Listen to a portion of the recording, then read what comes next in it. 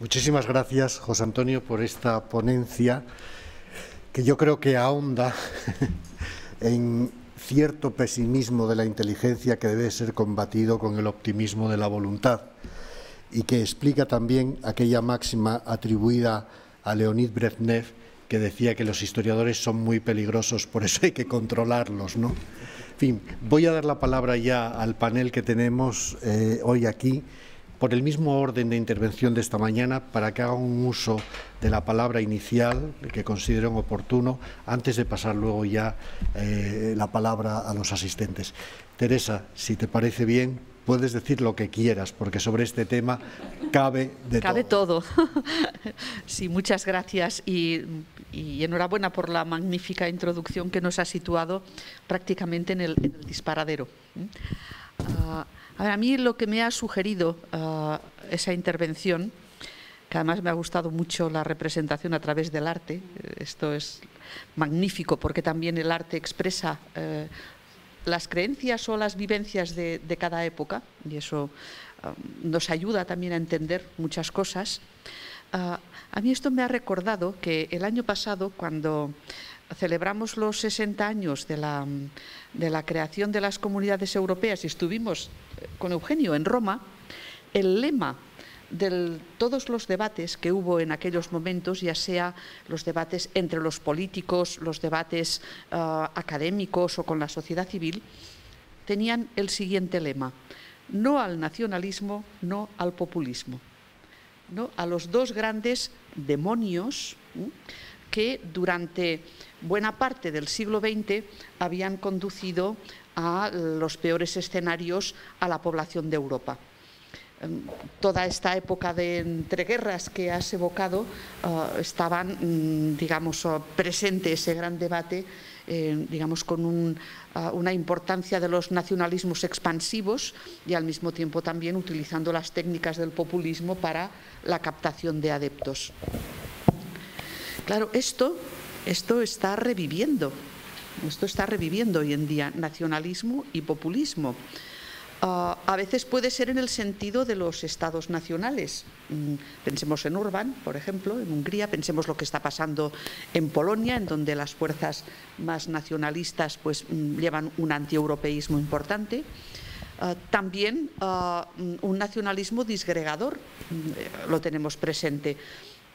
Por circunstancias lo tenemos muy presente algunos, pero no es únicamente en nuestro entorno donde eso se produce. ¿Qué pasa en Italia con la Liga Norte? Es decir, puede ser que eso también sea un germen de nacionalismo disgregador a su manera. Los bretones continúan con ello, los corsos, Dios mío. Irlanda del Norte, por otra parte, Escocia, por otra. Es decir, en Europa, este germen del nacionalismo, vemos que también está, de alguna manera, influenciado por el populismo, por todas las técnicas populistas de manipulación. Y ahí, y donde yo voy a terminar, porque lo que va a importar es el debate, es en uno de estos mecanismos que más éxito ha tenido en el lugar donde yo vivo, en Cataluña, que ha sido el enfrentamiento entre la ley y la democracia. Con toda la carga populista que eso lleva consigo, han hecho creer a buena parte de la población que la democracia está por encima de la ley, cuando ley y democracia van juntas. El mejor invento que hemos tenido en la democracia, ha sido la ley, porque es lo que nos da seguridad en el procedimiento y la que nos permite, de alguna de las maneras, canalizar el conflicto, porque o democracia y ley van unidos, y ahí lo tenemos en la evocación que ha hecho Eugenio del Congreso de La Haya del 48, en donde se dice que Europa se va a fundar a través del imperio de la ley, es decir, el Estado de Derecho, la democracia y los derechos humanos, como una tríada inescindible. Y claro, eso es totalmente contrario al enfrentamiento entre democracia y ley. Si enfrentamos democracia y ley, vamos a irnos al Far West. Y entonces, a partir de ahí, ya todo vale.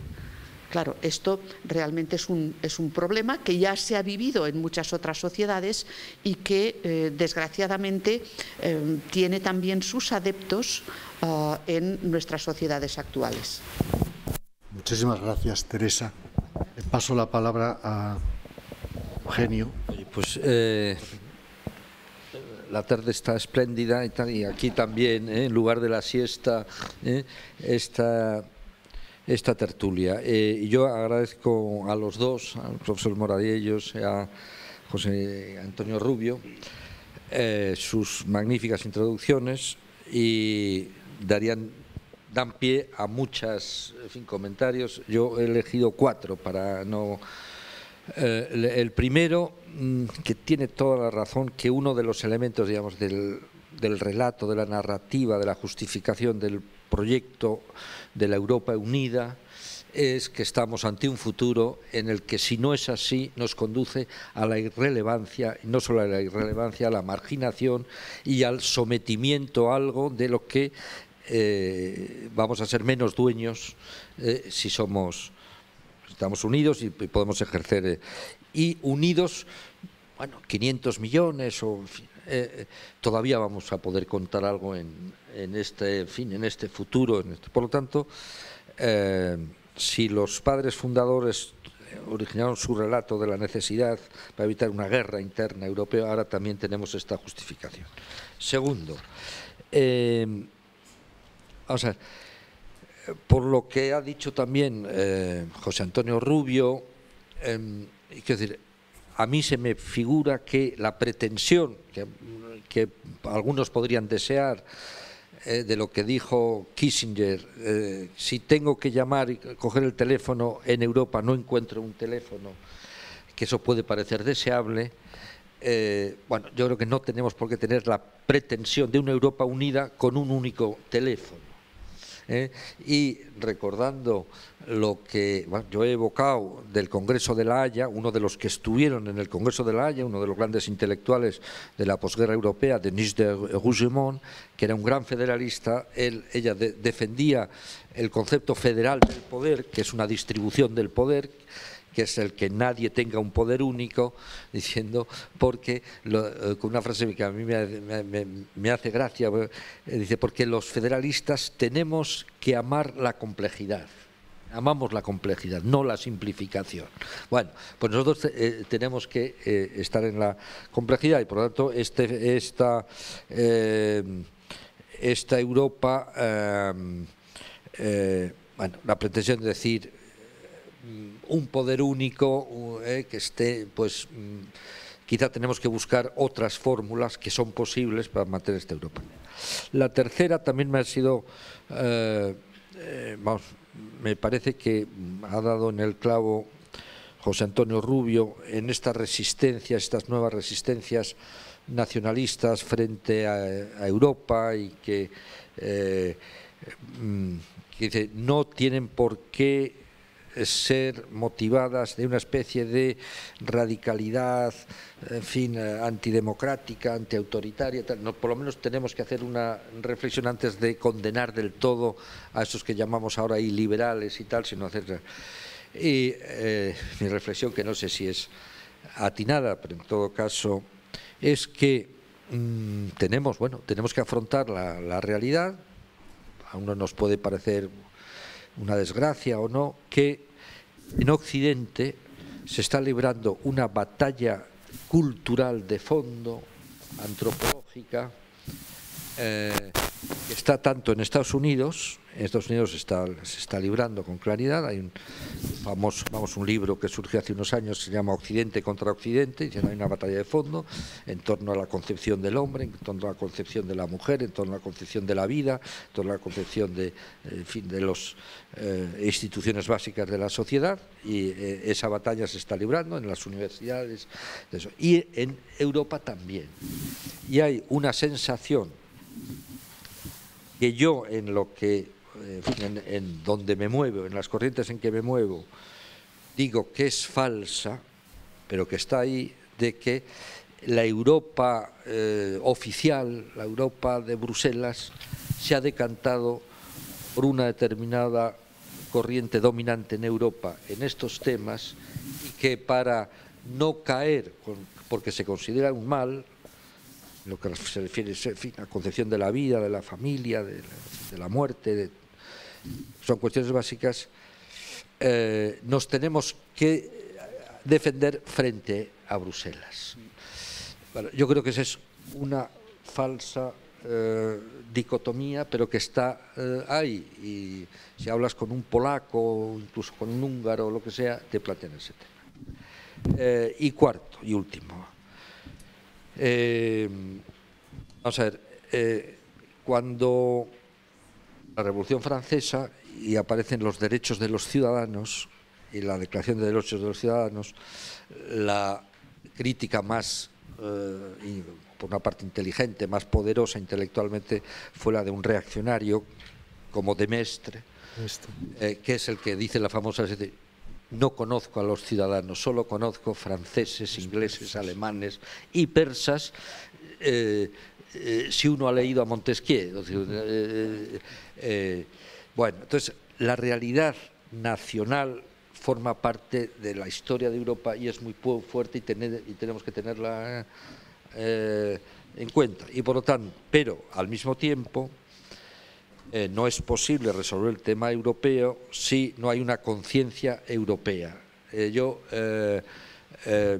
animo a decir, a mí la persona que me ha ayudado más a fundamentar la existencia de una conciencia europea que no es apátrida, que tiene en cuenta las conciencias nacionales, ha sido un teólogo ítalo-alemán que se llama Romano Guardini, que él dice: fui italiano de nacimiento, de eso, pero mi familia, me eduqué en Alemania, y mi conflicto, que soy alemán, italiano, solo lo encontré diciendo: soy europeo, que no renuncio a mis propias condiciones. Y eso es lo que yo creo que la batalla cultural que hay que dar en estos momentos. Muchas gracias, Eugenio. Pasamos la palabra a Catalina, por favor. No, modestamente, yo también retomo las últimas palabras del profesor Nassarre. Creo que la solución para mí, profesional y humanamente hablando, pasa también por esa activación de la conciencia europea. Yo he tenido la suerte, creo, de crecer. Bueno, vengo de Murcia, nací en Lorca y no he vivido esa parte de nacionalismo desde los orígenes. Entonces estoy como más... no he vivido esa experiencia y no sabría lo que es esa losa, lo que pueda suponer, y también enriquecimiento. Vengo de recorrer hace 15 días Bretaña. Entonces, claro, después de vivir todo el tema del nacionalismo catalán y de conocer esa tierra magnífica que me ha encantado, claro, había muchas referencias nacionalistas en Bretaña, pero claro, están a años luz de nosotros. Entonces sí, hay todos los paneles en los dos idiomas. Honestamente, yo en los 15 días no he oído a nadie hablar bretón. A nadie. He visto una manifestación en Gangán, nada más. Había además pequeña manifestación con una icurriña también, ¿no? Claro, pero, a ver, hablando con una señora mayor, decía que ella, cuando era pequeña, era justo lo contrario. Es decir, ella cuando empezó a hablar francés en la escuela. Y entonces recordaba que era muy traumático, porque los niños y niñas que venían de familias pues que venían del francés, por lo tanto de una situación social más elevada, pues se mofaban y se reían de ella, y que ella lo vivía con mucho traumatismo, y por eso recuerda con tantísimo cariño a una profesora que de repente un día en clase dijo: Brigitte, no te preocupes por tener acento, las personas que no tienen acento es que no son de ninguna parte. Quiero decir con esto que es genial mantener muchas identidades, se puede tener muchas identidades, lorquino, catalán, murciano, español. La sociedad, quizá lo que nos puede salvar es eso, conseguir que todos tengamos una conciencia europea, que nos una a todos. Y para eso lo más importante, a mí me parece el mayor invento, y eso estamos todos de acuerdo, es el Erasmus.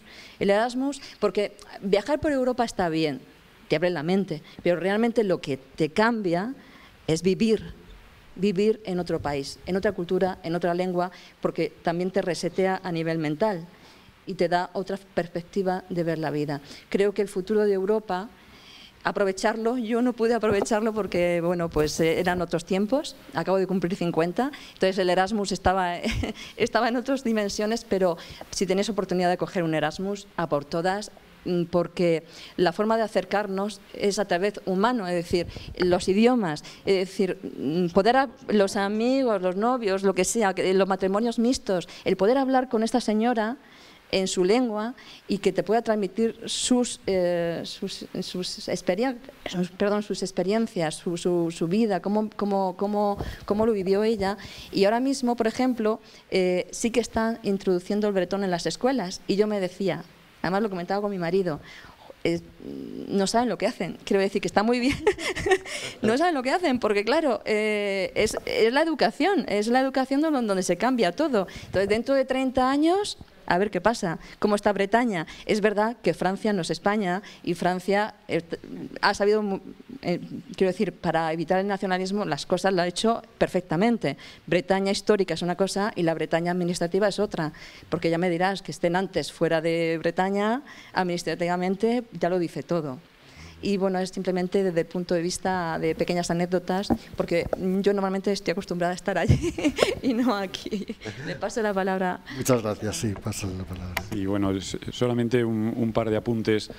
Yo creo que a mí me sigue gustando la Unión Europea, pese a todas sus imperfecciones y todo el tiempo dedicado, por dos cosas. Primero, porque no estamos construyendo un Estado. No, la palabra, desde el punto de vista personal o filosófico, Estado no me gusta. No es un superestado lo que estamos construyendo. Y tampoco estamos construyendo una identidad europea. Yo creo que ahí ya no se habla tanto de ese concepto de subsidiariedad que hace unos años se puso de moda y que forma parte de la fórmula exitosa de la Unión Europea. Creo que en ese concepto radica buena parte de la solución, es decir, el gobierno, la gobernanza, como decíamos, de la cosa pública y de la multiplicidad de intereses y de necesidades, hágase al nivel más apropiado, al nivel más cercano determinadas cosas de los ciudadanos y otras, la gestión del medio ambiente o el comercio internacional al nivel que corresponda. Y eso yo creo que es una fórmula de éxito. La Unión Europea es solución de muchos problemas. Lo están viviendo los británicos con el Brexit de forma traumática en un caso de vida o muerte, que es la frontera, es el problema irlandés. Europa era la solución. Era la solución difuminar esa frontera, hacerla desaparecer para que unos creyeran que estaban en una Irlanda unificada y los otros pensaran que no, que aquello es todavía parte del Reino Unido. ¿Han decidido irse? Han decidido decir no a Europa. Y ha vuelto el problema. Y es un problema de sangre, es un problema allí, a pesar de todo el dinero que la Unión Europea ha puesto, de la buena voluntad, de las renuncias de tantos dirigentes políticos, allí puede volver la guerra. Entonces, bueno, en todo este esquema que hemos estado que nos has presentado, pues la Unión Europea, pese a todo, sigue teniendo un encanto, pienso yo, ¿no? Luego, un segundo apunte muy breve tiene que ver con algo que creo que también se ha enunciado, que es la fascinación por el autoritarismo. Creo que esta es una constante de nuestra época en gente muy bien formada, instruida, muy leída. Hay una cierta fascinación por el líder duro, y ahí tenemos el caso de Putin. No sé si a lo largo del curso se ha abordado el problema de Rusia. Rusia en el sentido de que tenemos nosotros un vecino, más que un vecino, con el que tenemos que llegar a un entendimiento. Yo personalmente no pienso que tendría que ser una relación de hostilidad. Hay que llegar a un acuerdo con Rusia y de alguna forma hay que integrarlo para que deje de representar ese autoritarismo que no queremos y que no compartimos, ¿no? Yo recuerdo una vez que fui a entrevistar a un general de la OTAN en Bruselas y al llegar a su despacho vi el mapa que tenía y lo tenía al revés. El mapa de Europa lo tenía mal colocado. Yo le dije, general, tiene usted el mapa mal colocado, ¿por qué lo tiene usted así? Y me dice, no, está bien colocado. Está el mapa de Europa visto como se ve desde Moscú. Ustedes no ven el mapa de Europa de la buena manera. Si ustedes vieran Europa desde Moscú, verían que Europa es un apéndice ahí al final, absolutamente frágil, y desde los Urales hasta París no hay absolutamente nada. No hay ninguna barrera, ninguna frontera, ningún accidente geográfico que impidiera a un hipotético emperador ruso bajar hasta la península ibérica, ¿no? Rusia, ojo. Muchas gracias. Vamos a abrir el debate. No me resisto a recordar una cosa. El zar Alejandro I hizo ese recorrido y entró en París en 1815. Ya se hizo. Es una llanura. Está abierta la petición de palabras. La primera por aquí. Sed concisos si es posible. Hola, buenas. Me llamo Santiago, soy politólogo. Y mi pregunta era sobre todo para Teresa, por la primera intervención que hizo esta mañana, como respuesta a una pregunta de Alejandro Cercas sobre el tema de la identidad y la ciudadanía europea, aunque bueno, va en general dirigida a todos porque es un tema que se ha tratado por todo el mundo. Me llamaba mucho la atención cuando usted se declaraba abiertamente habermasiana. Habermas, como sabemos, es uno de los principales precursores del patriotismo constitucional. Sin embargo, creo que esto tiene algunas pequeñas trabas. Esto lo que trata es de fomentar una comunidad política, no en base, digamos, a las diferencias etnolingüísticas ni a los relatos históricos del pasado, sino a unos valores y derechos comunes que provienen de las cartas magnas de las constituciones. Esto está bien, por un lado. Pero creo que le falta, digamos, ese toque de emoción, de sentimentalismo que va inherente a la política. Y sin embargo parece que estamos sufriendo una tendencia que trata de disociarlo. Y esto precisamente viene de toda la tradición habermasiana, que lo que hace es pues, bueno, fomentar los procesos deliberativos puramente racionales y dejando en un segundo lado todo el aspecto emocional. Creo que esto es un error. Y es un error del que se están aprovechando precisamente los nacionalistas y los populistas porque están apelando a instintos primarios como son la emoción, como ya he dicho en varias ocasiones. Creo que es un error tratar de construir un proyecto político tan inmenso como la Unión Europea sin hacer, digamos, hincapié en la idea de la identidad. Curiosamente, no me sé los porcentajes exactamente ahora, pero en las encuestas de los eurobarómetros, cuando les preguntan a los distintos ciudadanos de los Estados-nación si se sienten más ciudadanos de su país, por ejemplo, letón, francés o europeos, solamente una pequeña minoría se siente más europeo que de su Estado-nación. Esto creo que es un punto que nos avisa en qué dirección estamos yendo, quizás errónea, porque no está primando el proyecto europeo y todavía el Estado-nación, pese a lo que intentan, digamos, decir algunos, sigue teniendo un peso y una importancia histórica tremenda. Y un ejemplo ya termino con esto, creo que un ejemplo muy importante es, por ejemplo, Francia, que es un país que hace muchísimo hincapié, digamos, las virtudes republicanas, y no me refiero a republicano en la forma de Estado, sino, digamos, ese patriotismo cívico de ciudadano que forman parte de una misma entidad territorial, comparten derechos, pero también, a su vez, siguen compaginándolo con la idea afectiva de pertenecer a una comunidad, digamos, resaltar los símbolos nacionales, sentirse orgulloso, y creo que eso es lo que falta en Europa.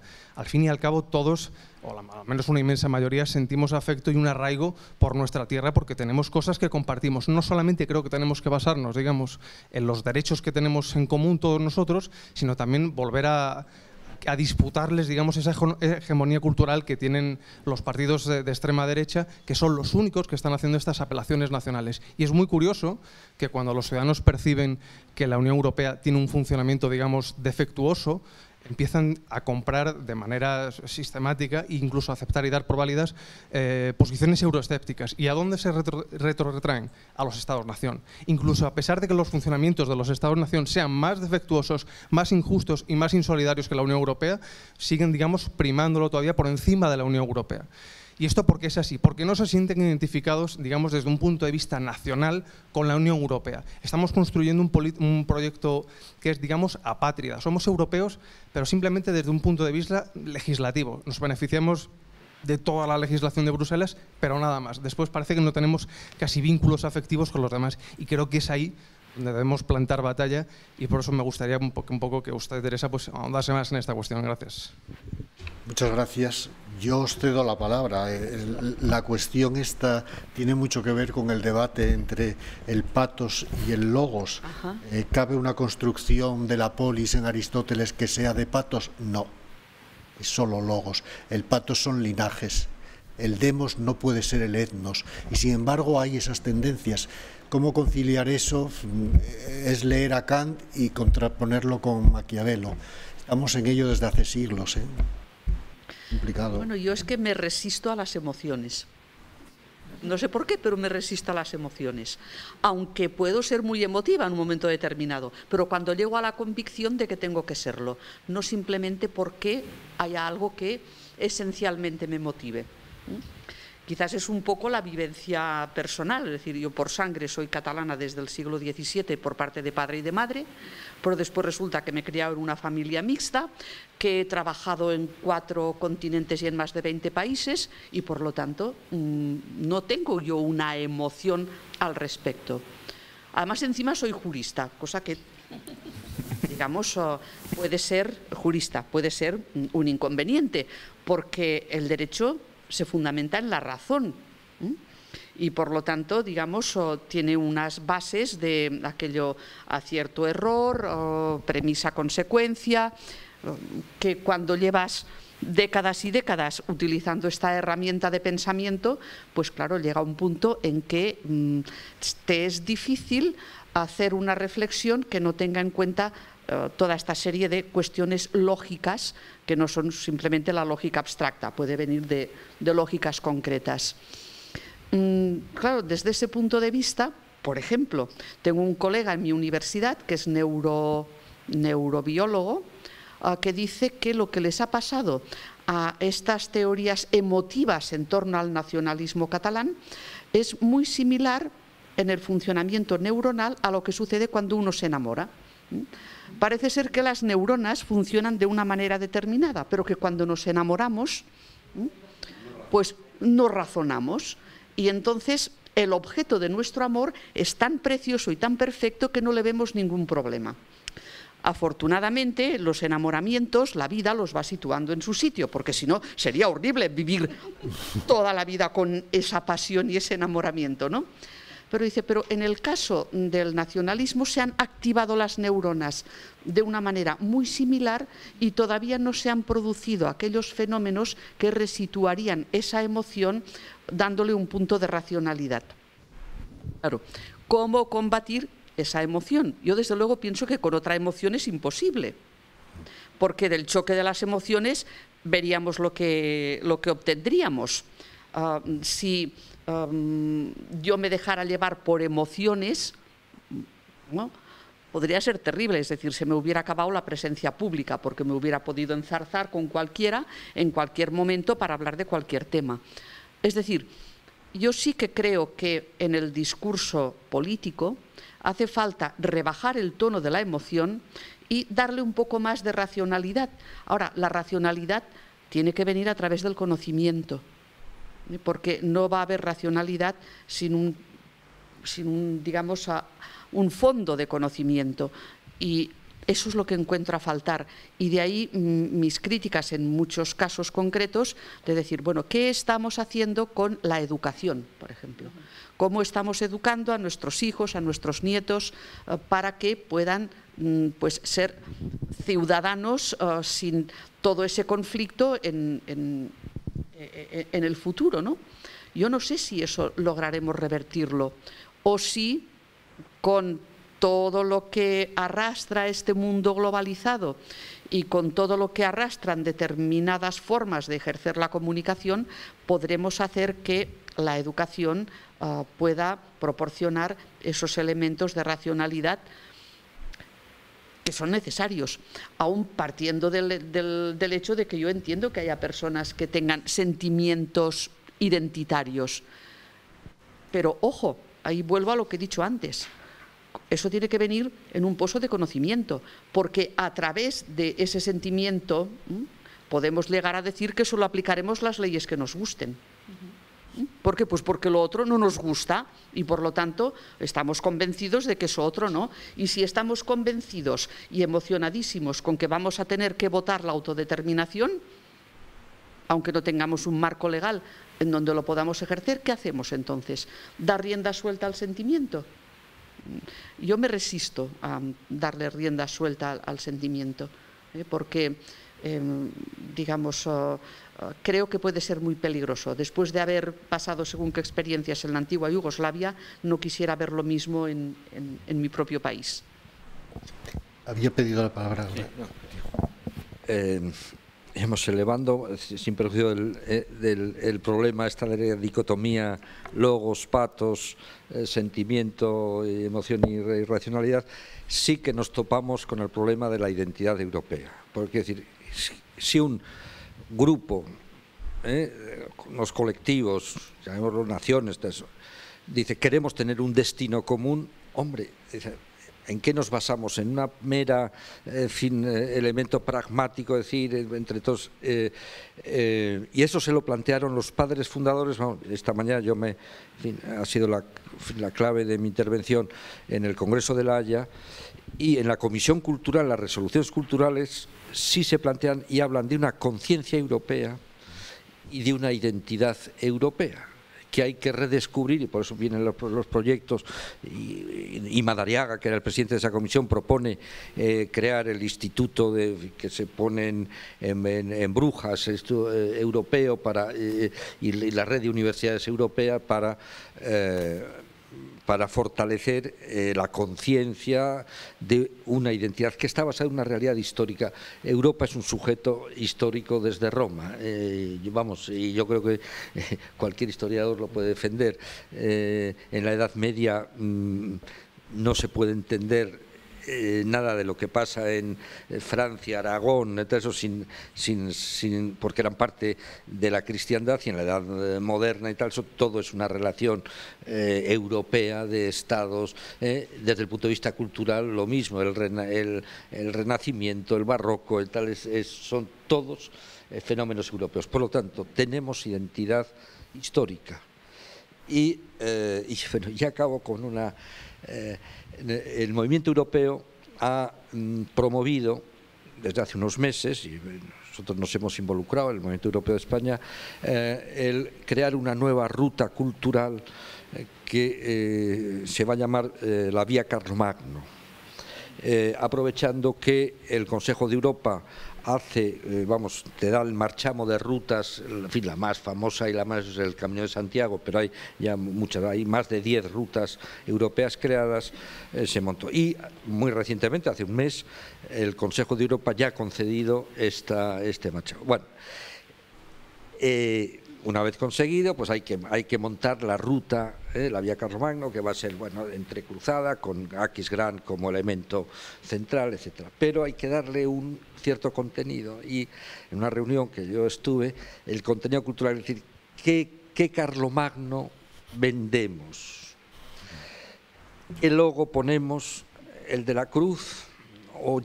Se planteó, o ya la cruz sobra en esta Europa de hoy. Entonces, ¿cómo podemos hacer la conexión de la Europa que soñó Carlomagno y la nuestra? Es tan diferente que ya no podemos hacer esa conexión. Hay que hacerla, hay que tener la inteligencia, pero hay que saberla hacer. En fin, este es un tema de los que ahora estamos planteando con historiadores, etcétera, y que bueno, también pido ayuda.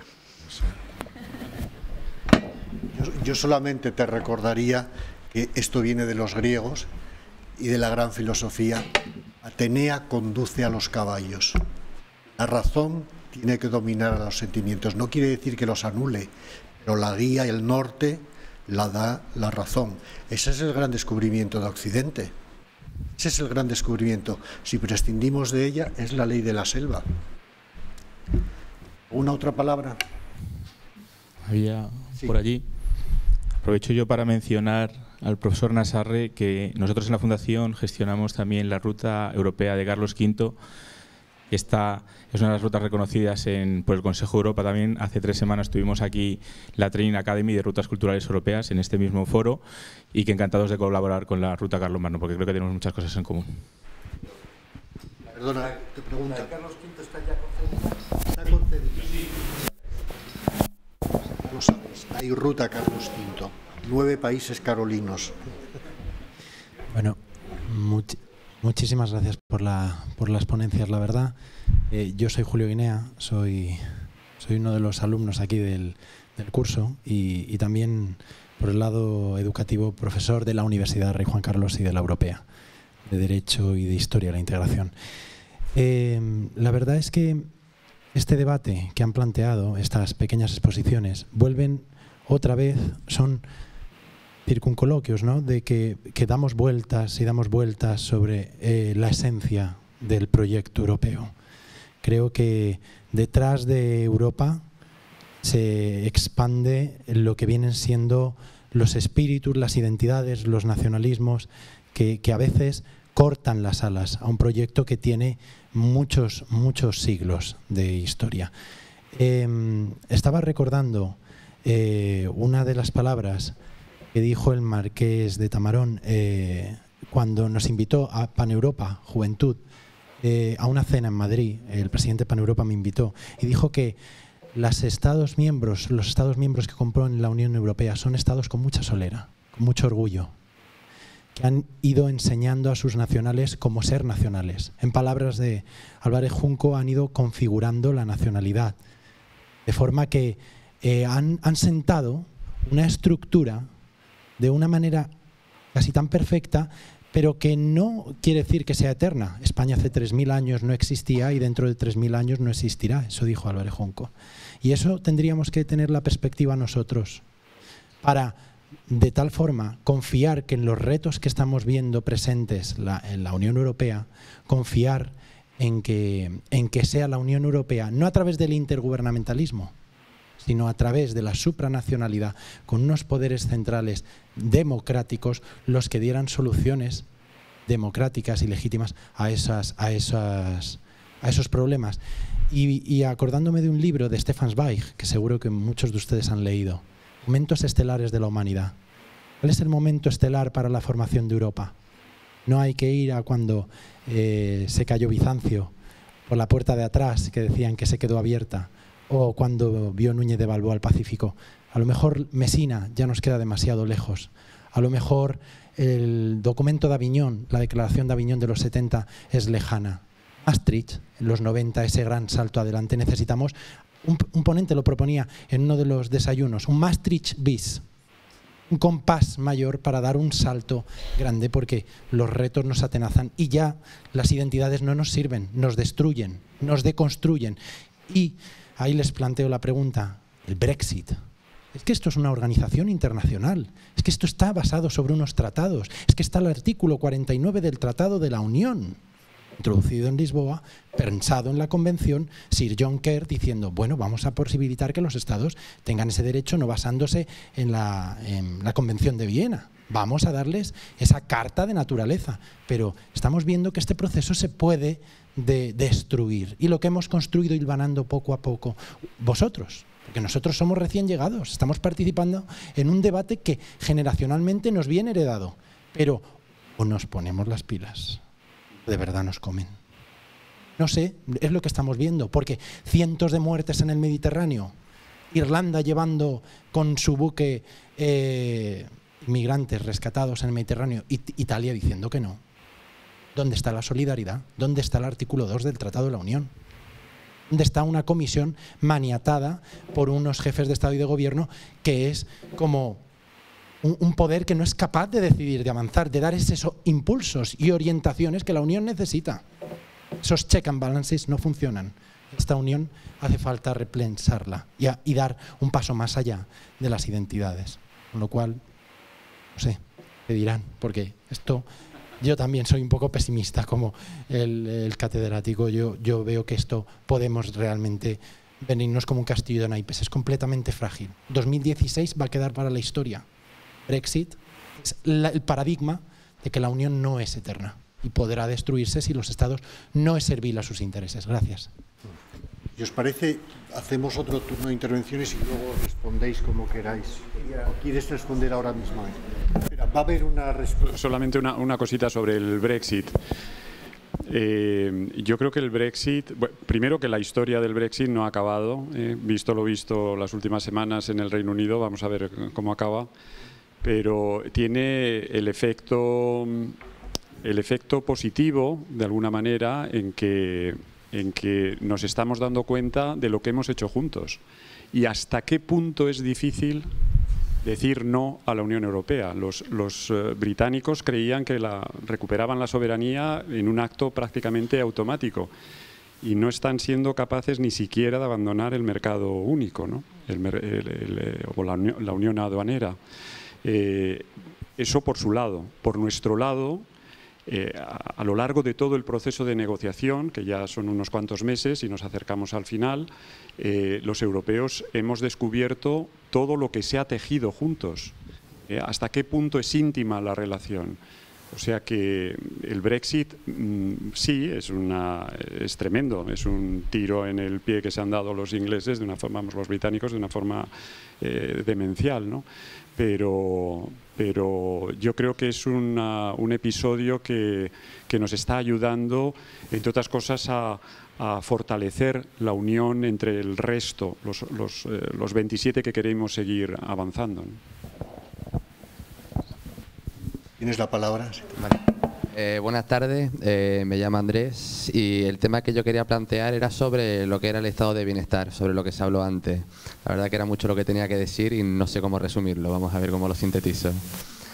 A ver, yo el caso que veo en la actualidad con el estado del bienestar es que ya desde la disolución de la Unión Soviética y con lo que se llamó el fin de la historia, vino como el auge o la época o el impulso de lo que es la globalización, que al final yo lo veo como una competencia voraz.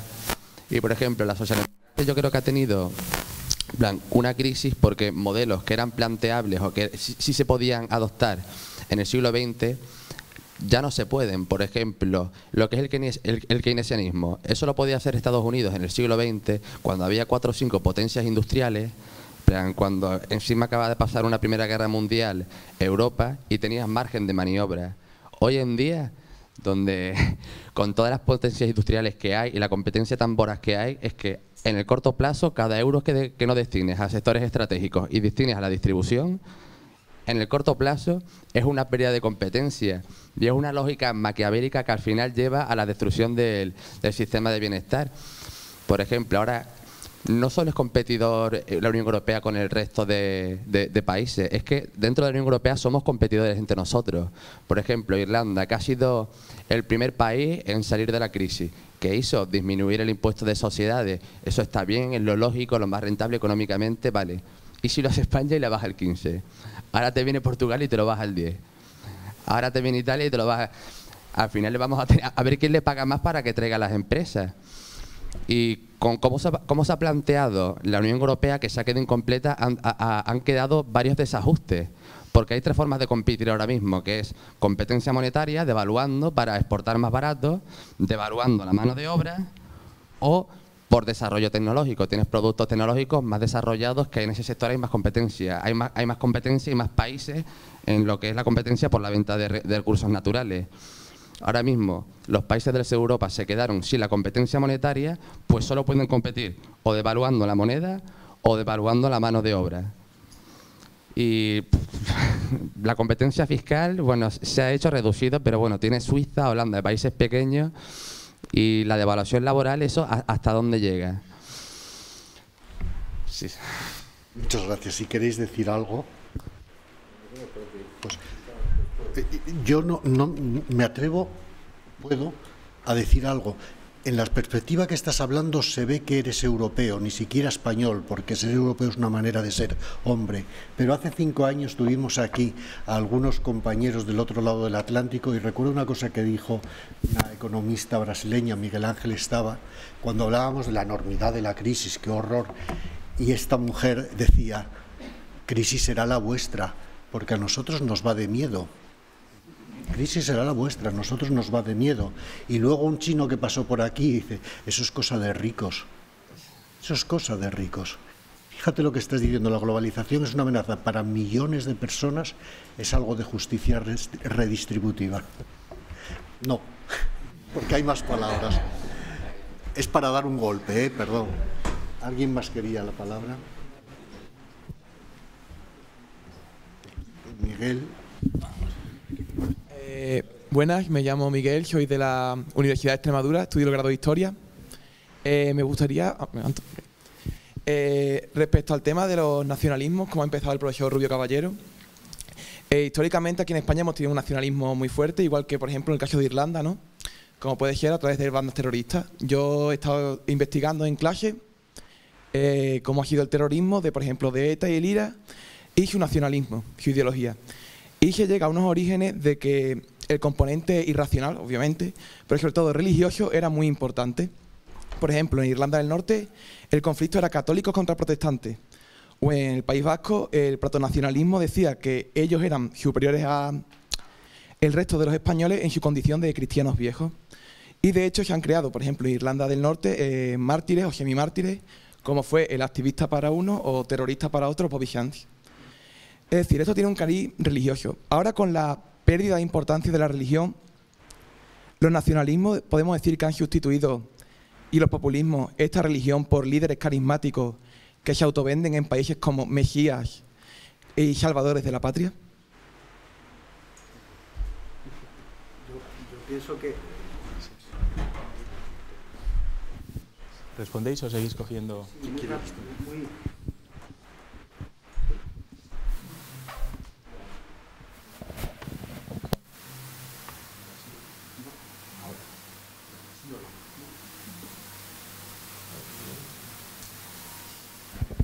Sí, no, muy rápidamente. Estoy en lo esencial de acuerdo contigo. Hombre, habría que matizar eso porque la intensidad de ese fervor religioso, bueno, pues es muy variable, era y es muy variable, y del mismo modo la intensidad y las expresiones del fervor nacionalista que le habría sustituido, pues también es muy variable. Es decir, no me resisto a aceptar la idea de que el nacionalismo solo conozca expresiones extremas y mortíferas, y estoy seguro que eso estás de acuerdo conmigo, pero bueno, hay que dejarlo de manifiesto. George Steiner, un autor, no sé si te suena, bueno, pues es el que dice esto, que el nacionalismo es una religión de sustitución que a partir del siglo XIX, efectivamente, como fruto de la secularización progresiva que trae el liberalismo, la economía de mercado, etcétera, etcétera, pues viene a ocupar las lagunas que va dejando la religión en retirada, por supuesto. Y ese nacionalismo como religión de sustitución pues tiene toda su panoplia de elementos, pues exige esfuerzos incluso hasta la muerte en los más devotos, tiene a sus líderes, a sus intérpretes, tiene sus Biblias, tiene sus credos y por tanto pues sí. Pero insisto, creo que hay también que entender que hay muchos grados de creencia y hay muchas maneras de entenderlo, digamos, de entender esa religión, entre comillas, y de practicarla. Y no nos podemos quedar simplemente en la caricatura. Yo retomo a lo de, no sé cómo te llamas, Andrés. Lo de Andrés, que bueno, para decir que coincido totalmente en el planteamiento del problema, porque es el problema que nos va a tocar resolver o encauzar, porque no está resuelto, que es efectivamente la globalización afecta de lleno al planteamiento, al modelo de lo que hemos llamado Estado de Bienestar o modelo social europeo.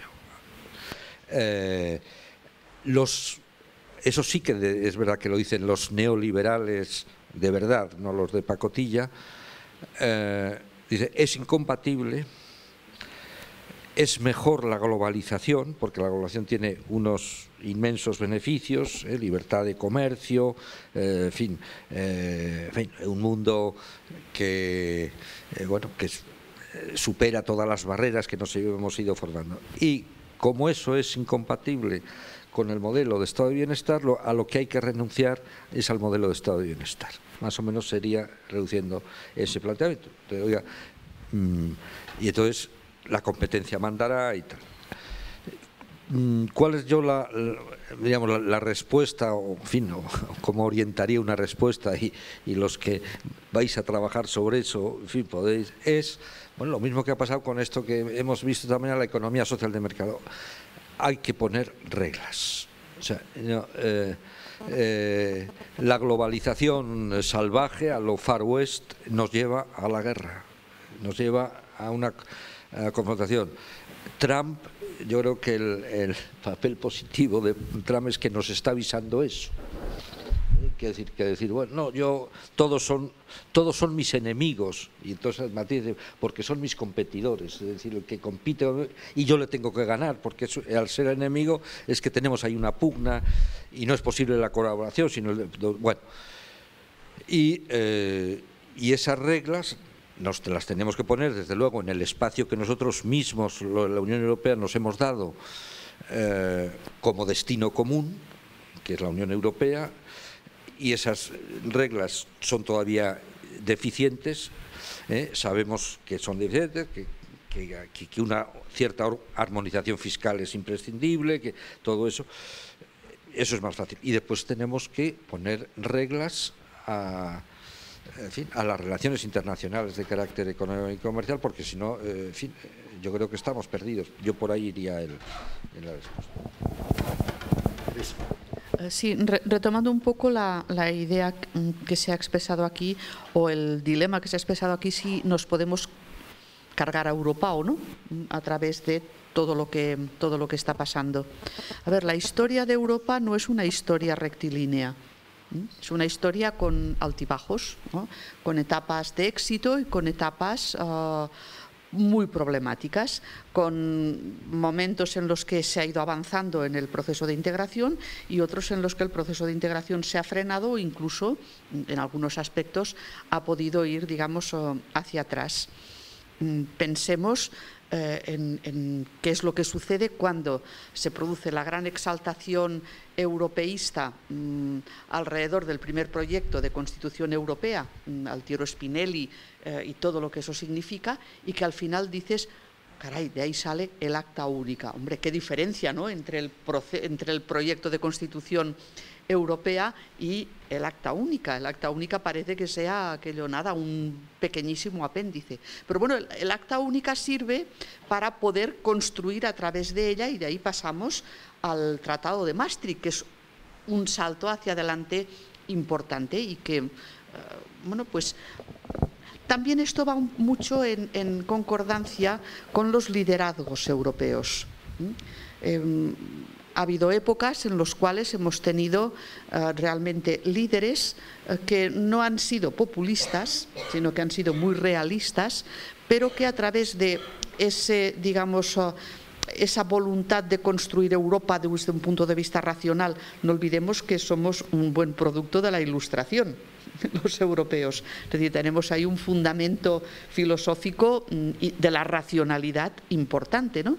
Pues a partir de esa voluntad racional de construir Europa, tienen el pragmatismo suficiente como para poder ponerse de acuerdo en cuestiones realmente muy complejas.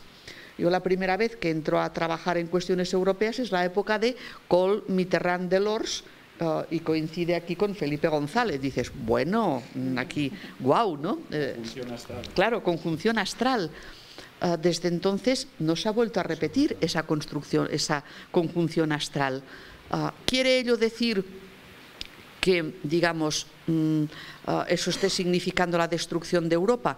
No, pero también quiere decir que a veces no hemos sido lo suficientemente racionales como fueron aquellos, como para pensar, que es algo que bastantes, haciendo uso de la razón, anunciamos y decíamos, va a dar un mal resultado hacer a la vez la Constitución y la ampliación, porque yo no sé, decía yo, de qué manera se va a poder digerir en muchos lugares el poder adquirir ese nivel, digamos, más elevado de ciudadanía a través de un texto con valor constitucional, con símbolos, etcétera, etcétera, cuando estamos obligando a todos los estados nuevos de Europa del Este a que se adapten a todo esto a una velocidad espantosa, no únicamente en lo político, sino también en lo económico.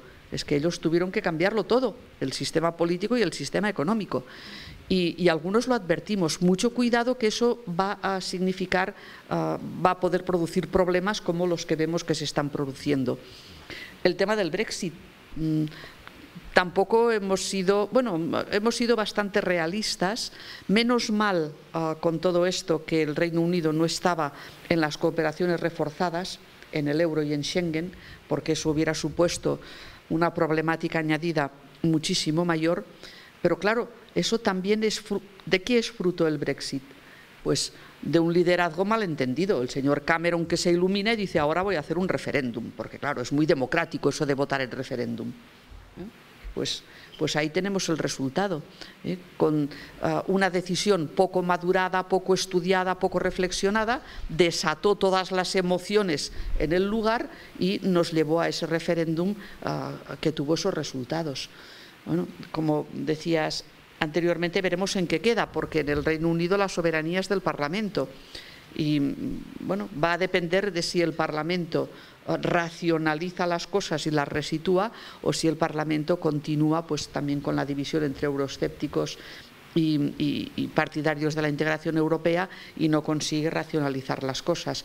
Yo soy poco optimista desde ese punto de vista, pero bueno, nunca se sabe, porque la tendencia de este último tiempo se abona un poquito más hacia eso. Pero ojo que en las elecciones del año próximo ya está previsto que el Reino Unido no elija europarlamentarios.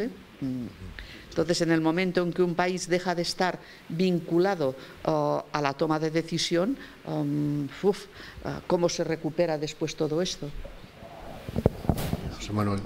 Muy brevemente, estaba recordando que alguien propuso que para impulsar esa identidad o esa conciencia europea y dar un nuevo empujón a la Constitución, había dos fórmulas. Una de ellas era crear una selección de fútbol europea y otra que los europeos eligieran a su presidente de forma directa.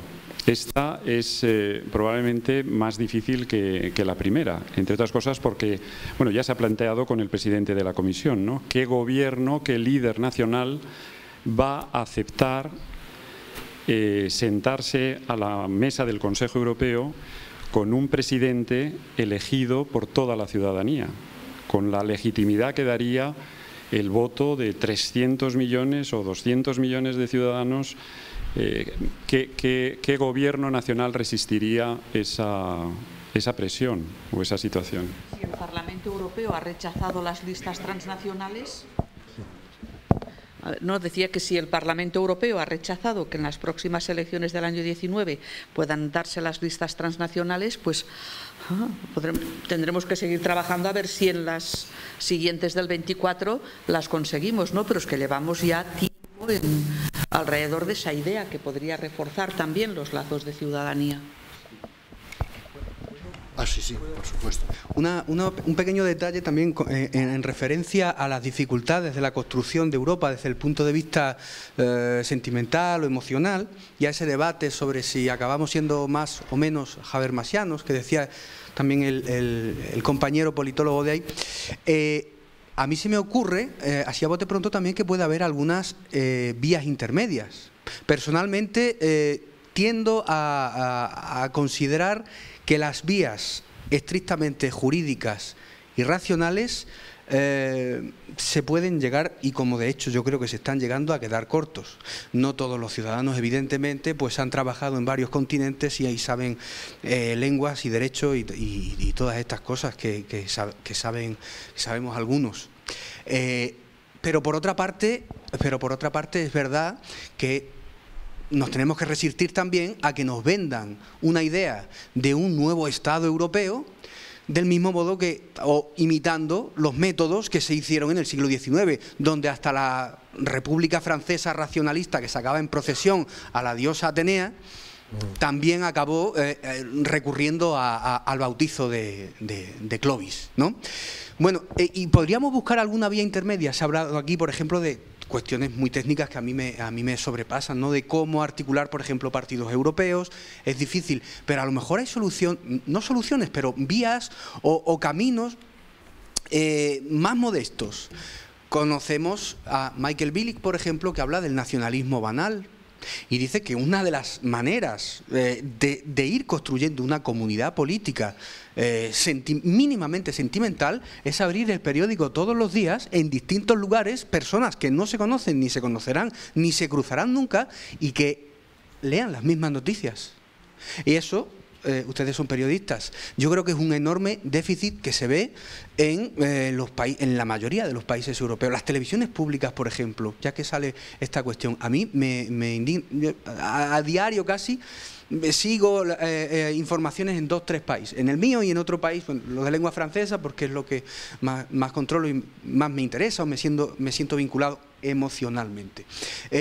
Y hay una falta de conocimiento absoluto de aquí, de lo que pasa al norte de los Pirineos, pero me refiero no a toda Europa, a Francia, al país vecino y viceversa. No se sabe absolutamente nada. Lo que hemos escuchado sobre Cataluña en los últimos tiempos en Francia es aberrante en muchos casos.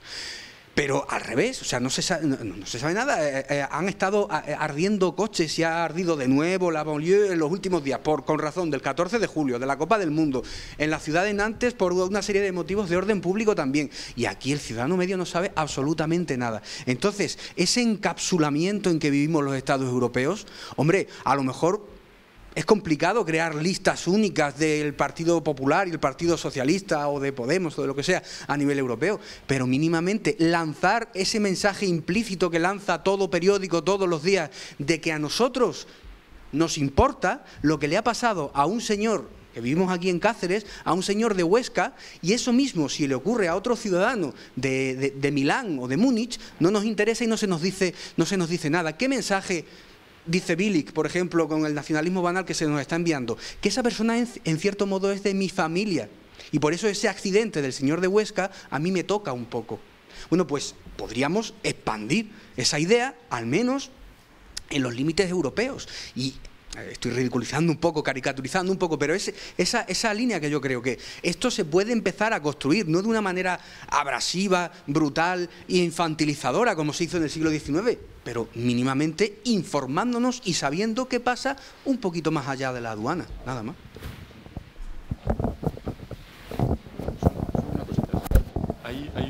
Hay una experiencia muy interesante que yo creo que sigue existiendo. Hay una publicación semanal en francés, entre muchas de los medios de comunicación que tratamos de superar esas barreras, esas fronteras lingüísticas.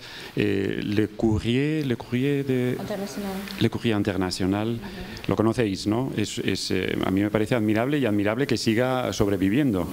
Seleccionan de 5.000 medios de comunicación artículos originales con perspectiva de lector francés, pero traduciendo al francés de manera que sean legibles para la audiencia. Es fantástico. A mí... Yo creo que las experiencias humanas que sí que pasan de las fronteras y pero eso no lo decidimos nosotros, eso lo decide, por ejemplo, llevamos semanas escuchando de los niños que se quedaron encerrados en la cueva.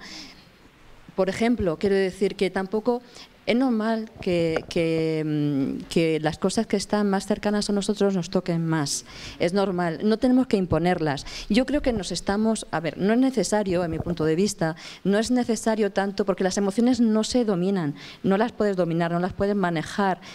Las emociones nacen y creo que nos equivocamos si queremos emocionar con ser europeos. Yo creo que realmente... Eso vendrá, si tiene que venir, pero hay que ser prácticos también. Hay que ser, quizá ser europeos, la identidad europea, porque nos conviene ser europeos. Estamos mejor juntos que separados. Y luego después, sí, también se ha hablado de que el día que toda Europa desfile en unos Juegos Olímpicos detrás de una bandera europea, sí, son símbolos y ojalá vengan, pero... No se trata de... No somos hinchas de un equipo de fútbol. Europa no es... claro, es que no se puede... Hay que ir también... Cuando hay problemas, los problemas tienen una ventaja y es que te hacen pensar en buscar soluciones y en articular, y Europa ha crecido así también y ha avanzado así. Seamos un poco optimistas y pensemos que, bueno, que tal vez con todo esto que tenemos ahora es un gran reto y eso hará... Espero que los que tienen en su mano, que son los dirigentes, buscar soluciones realmente, pues las busquen y estemos todos. También hay un debate social. Hay un debate social. Todos los días tú abres el periódico y hay muchas noticias, muchísimas, que vienen de Europa. Continuamente. No, yo simplemente decir, por ejemplo, en el movimiento europeo llevamos ya varios años haciendo una propuesta hasta ahora utópica, pero a lo mejor ni es que en las Olimpiadas los equipos europeos lleven la doble bandera y que se pueda sumar, y bueno, sería un paso y tal. Hasta ahora el resultado es negativo. Tenemos una pregunta aquí. Sí. Mi nombre es Jacob Clavel. Sí, quería primero a la jurista darle mi enhorabuena por esa relación que ha hecho entre democracia y ley, el divorcio que hay ahora mismo entre democracia y ley, cómo la democracia se antepone a la ley. O sea, no puede haber un Estado democrático si no hay ley, es una contradicción. Y eso es precisamente, y lo voy a relacionar con la exposición de Ruiz Caballero, en el que ha sacado ese cuadro monocromático en rojo, ¿no?, en el que el que ve el cuadro, no hay ninguna estructura, sino es cómo yo veo el cuadro y lo que quiero ver en el cuadro. La cultura identitaria, que ahora está muy de moda, ¿no? Nada más que hay que ver en Estados Unidos, te vas a las universidades, cómo incluso se han fragmentado las universidades entre etnias, ¿no?, entre formas de vestir. Yo es que he visto así, tú no puedes vestir así. Sí, eso pasa. Eso pasa, eso es la cultura identitaria o la apropiación cultural, como la llaman allí, ¿no? Es decir, es como yo me sienta y al resto, pues que les den directamente, ¿no? Yo quiero que esto sea así. Y eso enlaza con el nacionalismo, porque el nacionalismo no va a respetar al colectivo, al todo, sino yo, como colectivo minoritario, me siento como minoría, me siento oprimido porque soy una minoría. Es cierto, ese tipo de discursos son muy peligrosos y tienen una doble vertiente muy traicionera, muy peligrosa. Es decir, no podemos subyugar el bien general en pro del bien individual. Eso pasa en Estados Unidos, he querido correlacionarlo con el cuadro.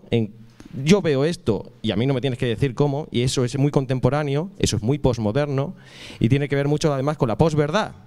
La posverdad, no existe una verdad absoluta en absoluto, con lo cual tampoco puede existir una ley absoluta. No puede existir un Estado democrático sin ley.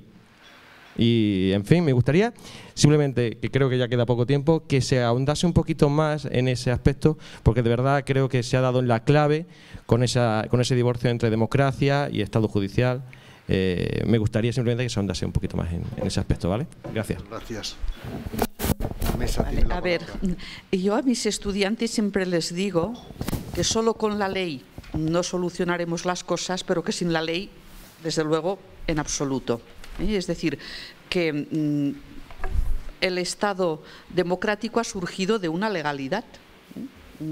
Y esa legalidad es la que fundamenta a la democracia para darle seguridad a la persona, que sabe que, digamos, sus derechos legales tienen que ser respetados y si no tendrá mecanismos para poderlos exigir y que les sean reales y efectivos. Desde ese punto de vista, hay un tema que también cuesta mucho de hacer entrar a la gente, y es la seguridad jurídica que te da la ley. La ley te da la seguridad de que tú a lo mejor resulta que no te gusta esa regulación. Y puede darse el caso, muchas veces puede que no nos guste o que no me guste a mí cómo está regulada una cosa, pero yo sé cómo está regulada.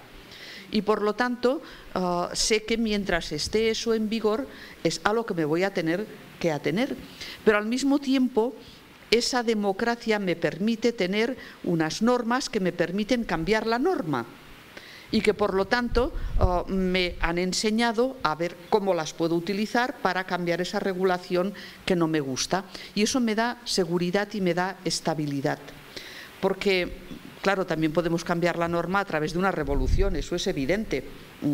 Un acto revolucionario también cambia la norma, pero entonces ya no estamos hablando de democracia, porque estamos hablando de la fuerza que se impone a la ley y a la razón. Y eso tampoco es, digamos, lo que sería lo que me daría el poder de reforma del sistema, sino que me daría el poder de romper con el sistema. Vale, eso yo lo admitiría en el supuesto que estuviéramos en un régimen no democrático.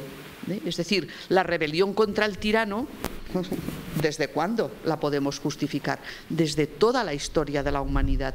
Pero cuando no tenemos el tirano y lo que simplemente tenemos es algo que en algún aspecto no nos gusta, lo que tenemos que hacer es utilizar todos los resortes que la razón y la ley nos dan para cambiarlo.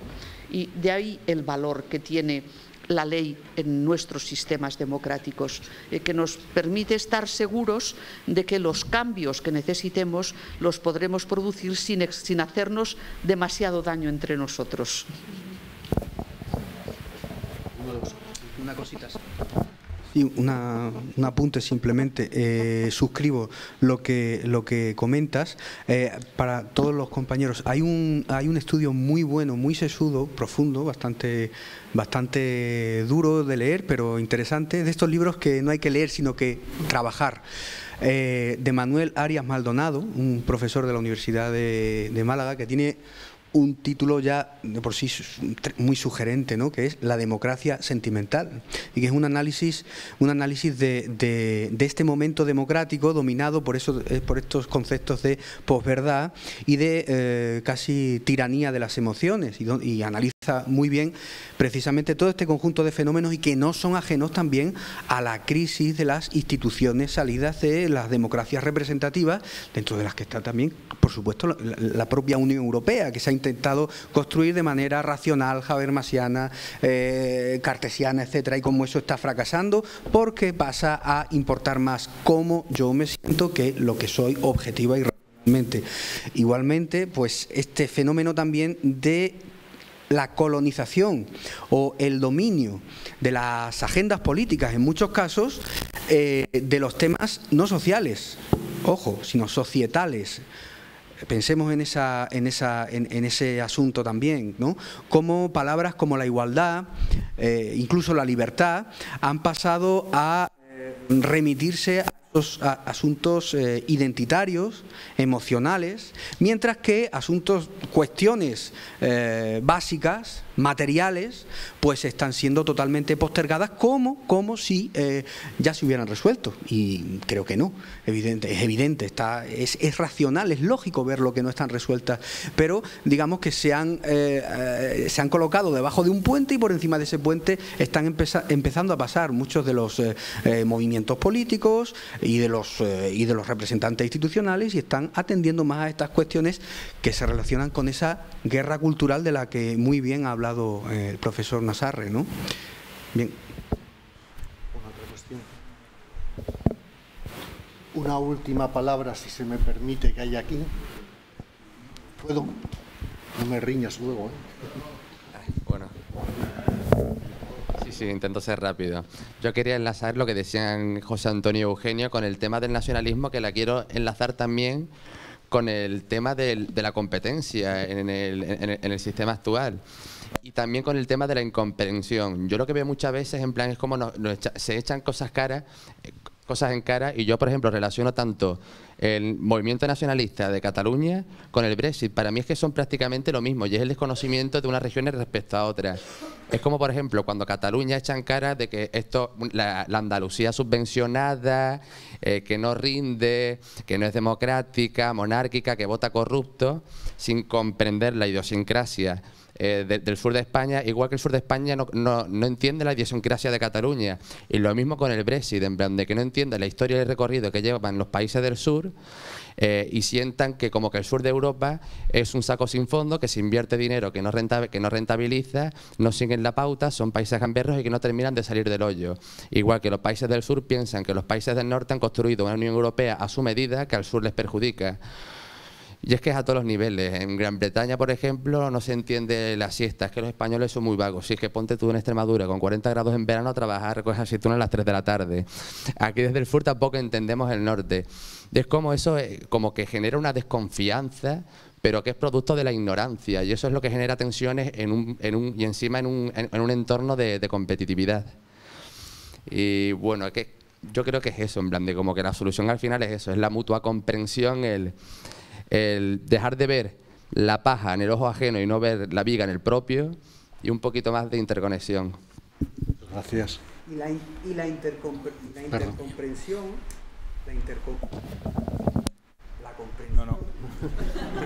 pasa porque funcione ahora. La comprensión pasa por un primer umbral, que es el conocerse, el escucharse.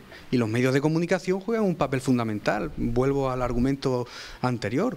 Habrá que empezar a saber, habrá que empezar a ver al otro y conocer. Se ha dicho aquí, me parece que era esta mañana o ayer, esta afirmación clásica de que el nacionalismo se cura viajando. No tengamos tantas pretensiones, simplemente informémonos. Ahora, en la época de las redes sociales, vivimos en las cápsulas y en las burbujas. Vaya, hombre, qué casualidad, ¿no? Pues empecemos por eso, por conocernos, porque eso es lo que nos va a llevar, en cierto modo, pues es a entender al otro, a relativizar nuestras verdades y a deshacer tópicos de una manera modesta y progresiva, y así llegaremos a algo, ¿no? Yo no sé. No, una observación más. Eso, el tema también que afecta a nuestro concepto de la democracia, a los límites de la democracia. Vamos a ver, el Brexit es que es una cosa, nace de una decisión de Cameron para zanjar el problema y que ya conseguir una victoria a favor de Gran Bretaña y decir ya tenemos el tema resuelto, y así resuelvo además los problemas internos del Partido Conservador, que lo tengo dividido y tal eso. Y alguien le da los datos y dice se puede ganar. Porque además el muy insensato había hecho antes un referéndum que le salió bien, que fue el de Escocia, y que estuvo a punto de llevar al traste a Gran Bretaña, el Reino Unido y todo lo tal eso, pero el de Escocia le salió bien y dijo, bueno, arriesgo la segunda, y la segunda le salió mal. Y a lo que voy, los que votaron el Brexit en Gran Bretaña no llegan al 40% del censo de los ciudadanos británicos. Es una fuerte minoría. Y en este tipo de referéndums, se lo decía hasta Kelsen, en este tipo de referéndums que afectan a más de determinar quién va a gobernar 4 años, y que dicen, si me he equivocado, dentro de 4 años buscaré otro, que es para lo que están la convención de que una mayoría de ciudadanos, de que los que acuden a las elecciones deciden es por 4 años, hombre, tendríamos que buscar unas mayorías mucho más cualificadas cuando la decisión va a afectar años y años. Es decir, y claro, a mí me parece que estamos aceptando con irresponsabilidad y sin demasiada crítica, algunos lo han hecho, esto que estoy planteando aquí, pero no he visto yo una especie de deslegitimación de decir, oiga, no, esto es insuficiente, de que el 38% de los británicos decidan irse, y por eso está habiendo esa crisis también de la sociedad británica muy fuerte, una división muy fuerte. Nosotros lo conocemos por nuestros, en fin, amigos, colegas del movimiento europeo británico que están luchando contra el Brexit y que nos dicen que se encuentran muy arropados en muchos medios urbanos, jóvenes, etcétera, que están apuntando a eso.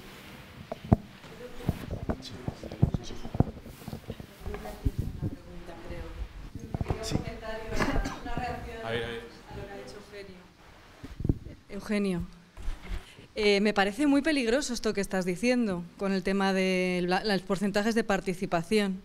Si nos fijamos en los porcentajes de participación en los referéndums que tienen que ver con los tratados constitucionales, con los procesos de adhesión a la Unión Europea, si empezamos a cuestionar esos resultados, podemos tener un problema muy serio, ¿eh?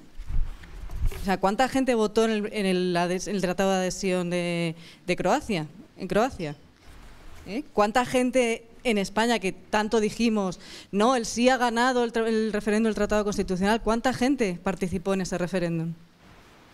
Entonces, cuidado con abrir la caja de Pandora de empezar a impugnar determinados resultados, y si los impugnamos en el Brexit, en los tratados de la Unión Europea, en los tratados de adhesión y en todos aquellos plebiscitos que se pongan en marcha.